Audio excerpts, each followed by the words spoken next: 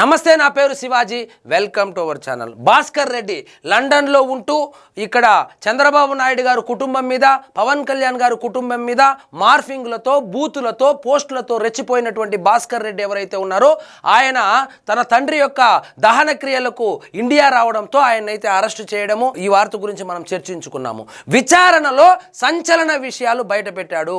అదేంటంటే ఈ పోస్టులు పెట్టించింది మొత్తము పార్టీ అధిష్టానమే. వైకాపా ఆదేశాల మేరకు అసభ్య పోస్టులు పెట్టాను, సో మాకు సంబంధం లేదు, మమ్మల్ని పోస్ట్ పెట్టమని చెప్పి వాళ్ళు ప్రెజర్ చేసేవాళ్ళు. వాళ్ళు పంపించినటువంటి డేటా ఏదైతే ఉందో, వాళ్ళు పంపించినటువంటి ఆ పోస్టులు ఏవైతే ఉన్నాయో వాటినే మేము సర్క్యులేట్ చేసేవాళ్ళము, వాటినే మేము వైరల్ చేసేవాళ్ళము అని చెప్పి అయితే ఒప్పుకోవడం జరిగింది. మొన్నటికి మొన్న ఆ కావేరీ బస్సు సంఘటనకు సంబంధించి శ్యామల, యాంకర్ శ్యామలను విచారిస్తే యాంకర్ శ్యామల కూడా ఇదే విషయం చెప్పింది.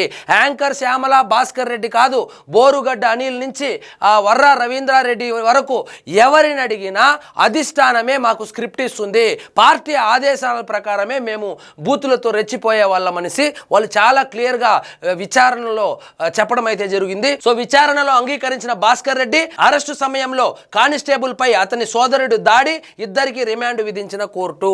ఇక్కడ ఏ పార్టీ సింపథైజర్స్ అయినా, ఏ పార్టీకి సంబంధించినటువంటి కార్యకర్తలైనా ఒక విషయం గుర్తుపెట్టుకోండి, పోస్టులు పెట్టమంటే వాళ్ళు పోస్టులు పెట్టమంటే మీరైతే పెట్టారు, కానీ మరి ఇప్పుడు 14 రోజులు రిమాండ్ విధించినప్పుడు మీకు ఎవరైతే ఆదేశాలు ఇచ్చారో వాళ్ళు వచ్చి మీతో పాటు సెల్లో ఉండరు, మీరే ఉండాలి.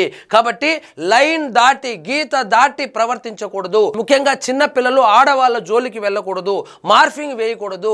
మీకు నిజంగా పార్టీ కోసం ఏ పార్టీ అయినా కానీ, అది వైఎస్ఆర్సీపీ పార్టీ కానీ, టీడీపీ పార్టీ కానీ, జనసేన పార్టీ కానీ, బీజేపీ పార్టీ కానీ, ఏ పార్టీ అయినప్పటికీ మీరు ఆ పార్టీకి సంబంధించి సోషల్ మీడియాలో వర్క్ చేయాలనుకుంటే మీరు అసభ్య పదజాలంతో దూషించడం కానీ, మార్ఫింగ్లు వేయడం కానీ, లేదా ఆడవాళ్లను, చిన్నపిల్లలను కించపరిచేలాగా మాట్లాడినా, పోస్టులు పెట్టినా ఇలాంటి పరిణామాలే ఎదుర్కోవాల్సి వస్తుంది.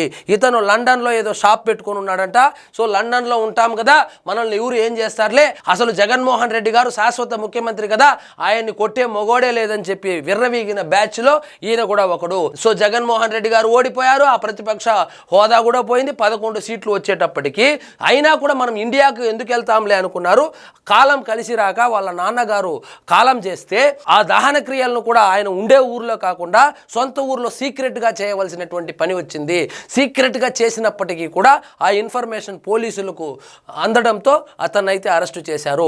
అరెస్టు చేసిన తర్వాత నేను ఎస్ఐ కొట్టాడు, సిఐ కొట్టాడు అనేసి ఏడుపులు పెడబొబ్బులు అయితే పెడుతున్నారు. సో ఏ పార్టీకి సంబంధించినటువంటి కార్యకర్తలైనా దయచేసి లైన్ దాటి ప్రవర్తించకండి.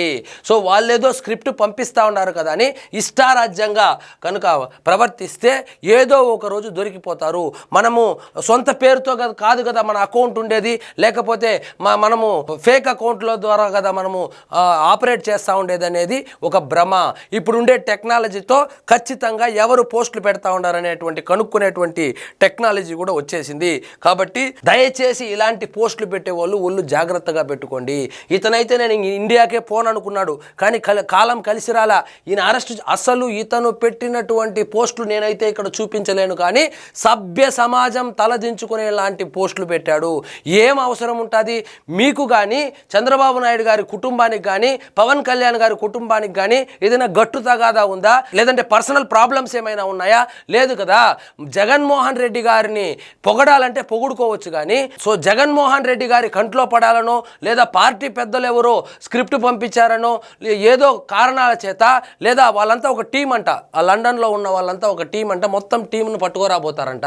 సో జాగ్రత్తగా ఉండండి. సో బయట దేశం నుంచి ఇండియాకు వచ్చే వాళ్ళే కాదు, అక్కడ ఉన్న వాళ్ళను కూడా అరెస్ట్ చేయడానికి రంగం సిద్ధమైనట్లయితే తెలుస్తూ ఉంది. సో ఎవరెవరైతే నోటికి పని చెప్పారో, జగన్మోహన్ రెడ్డి గారు ఇక శాశ్వత ముఖ్యమంత్రి, ఆయన్ని ఓడించే మొగాడే పుట్టలేదనేసి విర్రవీగినారో వాళ్ళ పాపం పండింది. కాబట్టి ఈయన్ని అరెస్ట్ చేసేదానికి వెళ్తే వాళ్ళ తమ్ముడు ఊరుకో ఉండకుండా ఒక మహిళా కానిస్టేబుల్ మీద దాడి చేస్తే ఇప్పుడు ఆయన మీద కూడా కేసు అయింది, ఆయనకు రిమాండ్ వేశారు. సో ఈ మొత్తం వ్యవహారంలో నాకేమీ సంబంధం లేదు, మొత్తం వైకాపా ఆదేశాల మేరకే అసభ్య పోస్టులు పెట్టానని చెప్పి క్లియర్గా విచారణలో ఒప్పుకోవడం జరిగింది. సో ఇదండి ఈరోజు మన టాపిక్. మీకు ఈ వీడియో నచ్చినట్లయితే లైక్ చేయండి, షేర్ చేయండి, ఛానల్ మాత్రం సబ్స్క్రైబ్ చేసుకోవడం మర్చిపోవద్దు.